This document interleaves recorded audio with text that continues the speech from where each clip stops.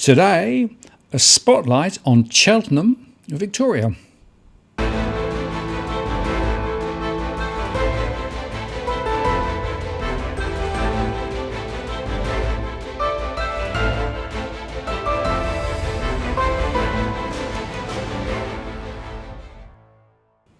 Hello again, it's Martin North from Digital Finance Analytics. Welcome to the latest post covering finance and property news with a distinctively Australian flavour.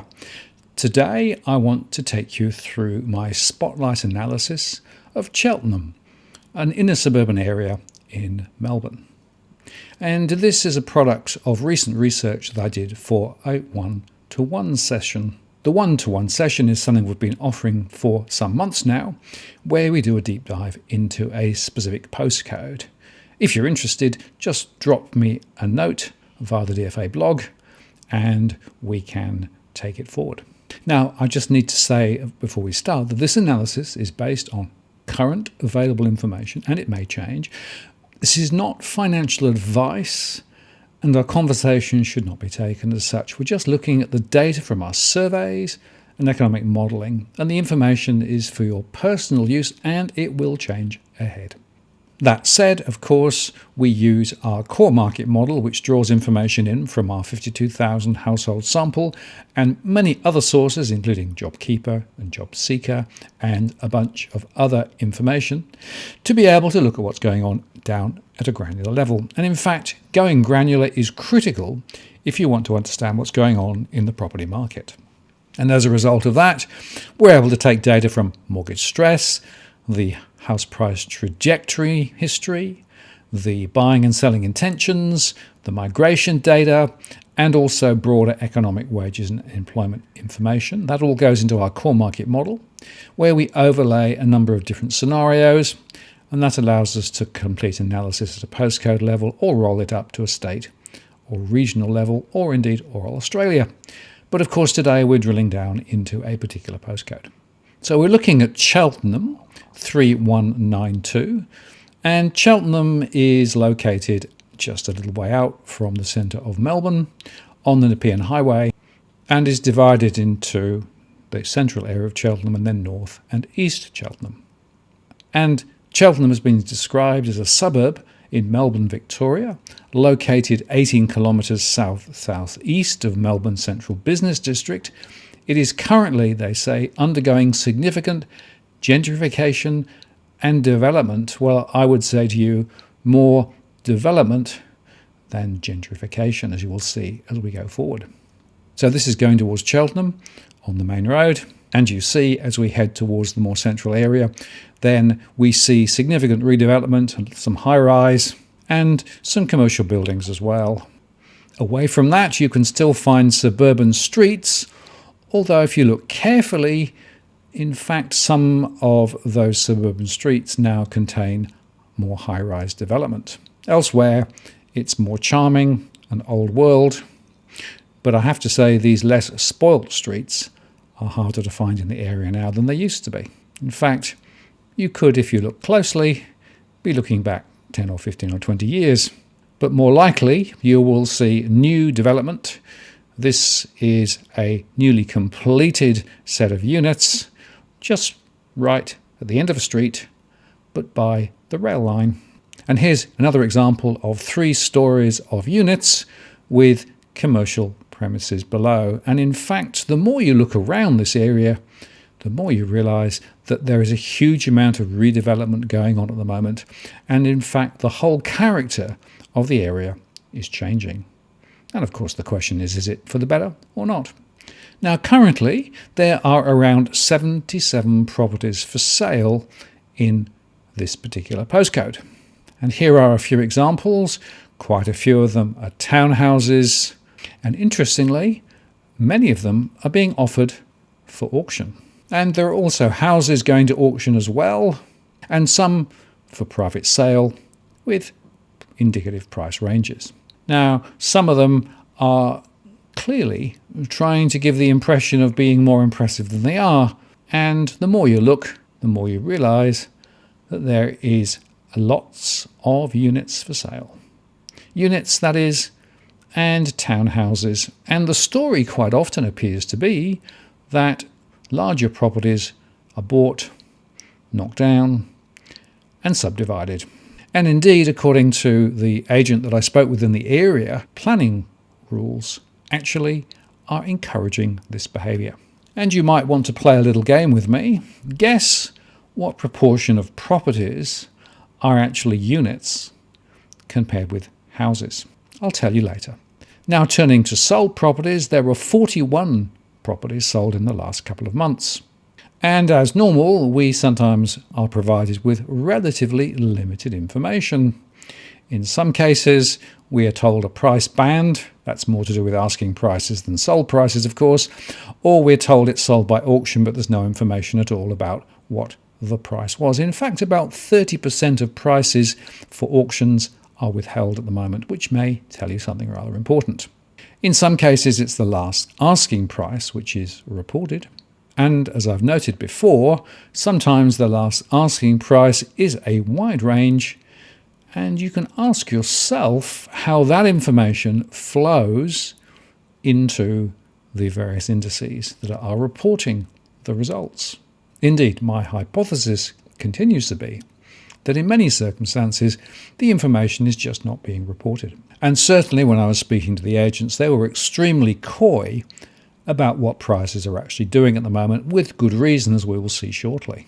And I just want to highlight again the mix of apartments, townhouses, and also houses.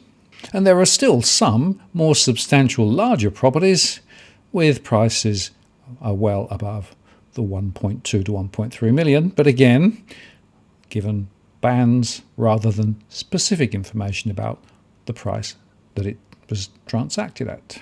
Now we're going to look at the current price trends, and this is based on the median price between 2013 and 2020. We're going to start with Cheltenham houses, and in 2013 the average house price was around $620,000.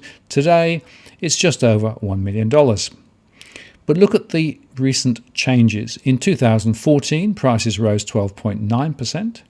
In 2015, they rose 13.6%. In 2016, they rose more than 13% again. In 2017, they rose 20%. They fell 6.5% in 2018, fell again in 2019, and rose very slightly in 2020. Now, of course, we also show the information inflation adjusted. In fact, the average gain between 2013 and 20 is 7.2% or 5.1% after inflation. Now, if we turn to units in the same area, there the average gain was just 3.9% or 1.8% after inflation. In 2013, the average unit was at 470,000. Today, it's 595,000. And in 2017, there were rises of more than 20% and falls around 15% in 2018. So you can see that the trajectory of prices has been rather interesting. In 2014, it rose 2.1%. In 2015, 6.3%. Nothing at all in 2016. Rose 23.5% in 2017. Fell 15.1% in 2018.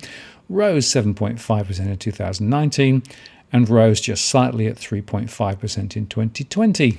If we look at Cheltenham East, there the average house price in 2013 was $600,000. Today it's just over $1 million.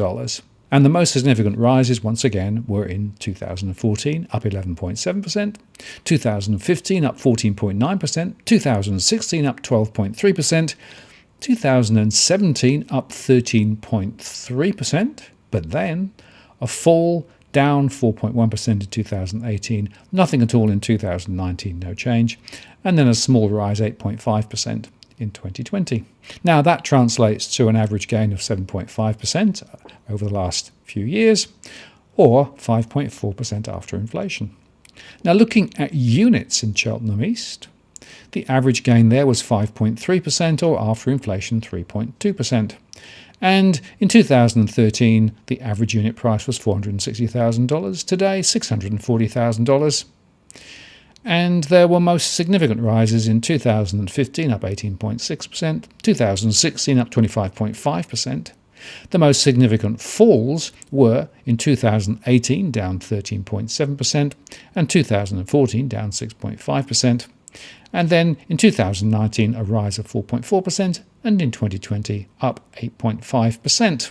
And finally we go to Cheltenham North, and there the average gain over the last few years for houses was 7.4% per annum, or 5.4% after inflation, with the price in 2013 at $585,000 and in 2020 $970,000. And once again, the most significant rises were in 2014 up 12.8%, 2015 up 13.6%, 2016 up 20%, 2017 up 13.9%, a fall of 9.8% in 2018, a further fall in 2019 of 7.2%, and a recovery of 13.1% in 2020. And units in Cheltenham North back in 2013 were around $380,000 median, today around $700,000. And once again, significant rises in 2015 and 2020 actually at 12.9%, but falls in 2018, just a small fall of 0.9%. Other than that, a more gentle rise, like 4.8% in 2016 and 5.5% in 2017. And that translates to an average gain over the period of 8.6% or 6.6% after inflation. And now let's look at the overall summary. There are currently 140 properties listed for sale, with 57 added in the past month. And there are more than 36 that have been on the market for more than 6 months.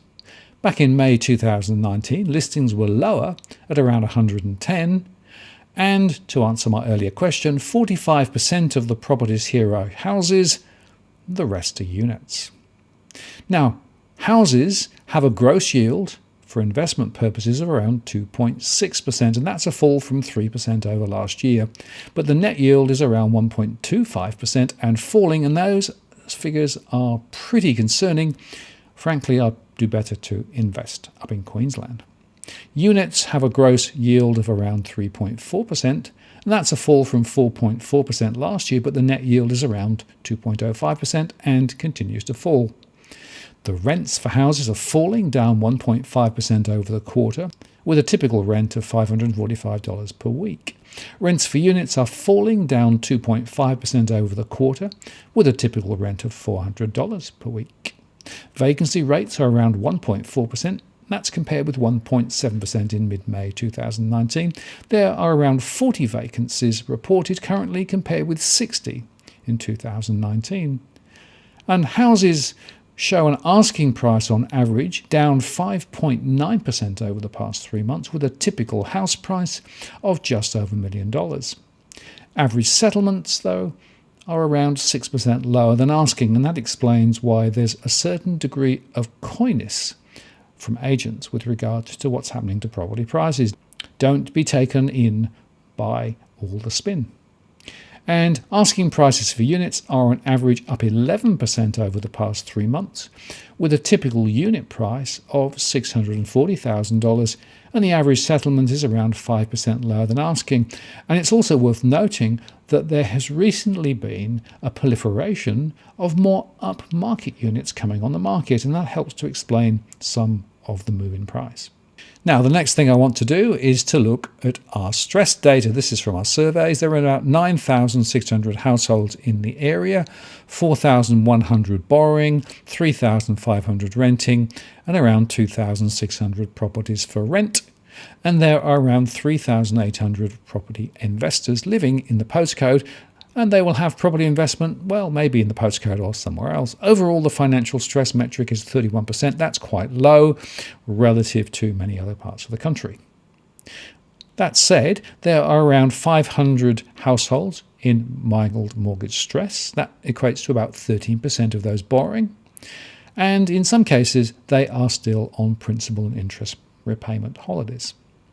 The risk of defaults just around 3%, which translates to 110 defaults over the next year.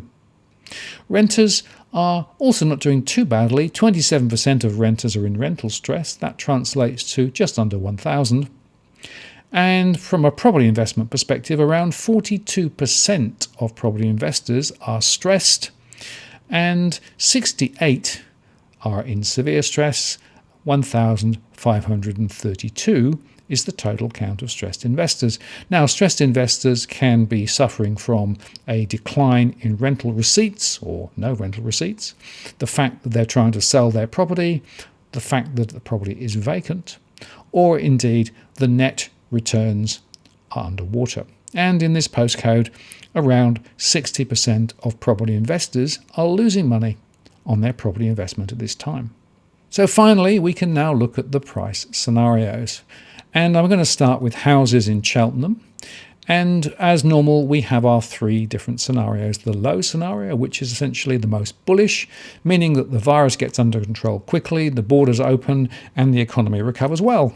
The bearish scenario, the high scenario, is another virus outbreak and a continuation of the lockdowns. And the base case, which is the one that we run our scenarios off, is that there will be a vaccine, but it will take some time to roll out. The international borders won't be open next year, but the year after. And unemployment will be at 8.5% at the end of the year, and even 6.5% in 2023. And you can see there the different cumulative changes to house prices. In the low case, prices will be just slightly higher than they are today. In the high case, they'll be down 16%, and in the base case, they'll be down 7.8%. Now, we can apply those scenarios to houses in Cheltenham, and as we said before, the current price for a house on average, median, is just over $1 million. We think it's going to drop over the next year, perhaps down 9.2% in our scenario to $926,000. It'll stay pretty flat the following year and then rise slightly to end up at around $939,000. And if that is true, that will take prices back to where they were in 2016, 2017. The scenario for units are a little bit more concerning. Even in the best case, over 3 years, we think there will be a slight fall. The high case, the worst case, is off a third, and the base case is down 17%. This is because units are generally underperforming relative to houses, and there is a greater supply of units coming on stream. More approvals have been made, more construction is underway. So translating that into average prices, in 2020, $595,000 is where the number is. A fall of 13% next year to take it back to $516,000, and a small fall the following year, followed by a small fall in year 3 to take prices back to $494,000, which would take them back to where they were back in 2014-15. Now going to Cheltenham East and looking at houses, in the low scenario, prices will be higher in 2023 by around 2.3%. In the high case, if the virus comes back and the economy gets locked down again, we could be down 15 or 16%. And the base case is down 7.5% over 3 years. And translating that to price moves, prices in 2020 in Cheltenham East for houses were around $1 million. There's likely fall of 8.5% to $933,000 next year. No change the following year, and then a slight rise to $943,000 in 2023, which would take prices back to where they were in 2019. Units, on the other hand, are likely to fall further. In our worst case scenario, down nearly a third. In our base case, down 14.9%. And in the low case, just a very slight rise. Translating that into the base case, $640,000 for the average unit in Cheltenham East now, a drop of 15.3% next year, taking it to $542,000. No change really in 2022, and a very small rise in 2023, basically taking prices to $544,000, which will put them back where they were in 2015. And then we go to Cheltenham North, and once again the same sort of scenario plays out. If the economy opens quickly, we will expect to see a small rise in prices over the next 3 years for houses in Cheltenham North. On the other hand, if the economy gets closed down again because of the virus, we could see a more significant fall. And applying the mid-case scenario, in 2020, we think prices will move from $970,000 down about 6.7% to $905,000. There'll be another small fall in 2022 and a small rise in 2023 to take prices to around $893,000, which will put them back where they were in 2018-19. And finally, Cheltenham North units again shows a more significant fall, with a fall of 0.6% collectively over 3 years in the low scenario, in the high scenario a fall of more than 30%, and in the baseline scenario a fall of 14.1%. And translating that into real numbers, units on average in Cheltenham North are sitting at around 700,000 at the moment. They are likely to fall quite significantly, down 17.1% in 2021, a small rise in 2022, and an even smaller rise in 2023 to take prices to $597,000. And if that were to transpire, then prices will be back to where they were in 2016-17. And finally, I just wanted to show you some comparatives between Melbourne as a total entity, the postcode we've been looking at, 3192, and comparing it with Victoria 3000, the CBD in Melbourne. And it's worth noting that the financial stress is at 76% in the central business district. It's at 69% across the whole of Melbourne, and it's just 31% in Victoria 3192.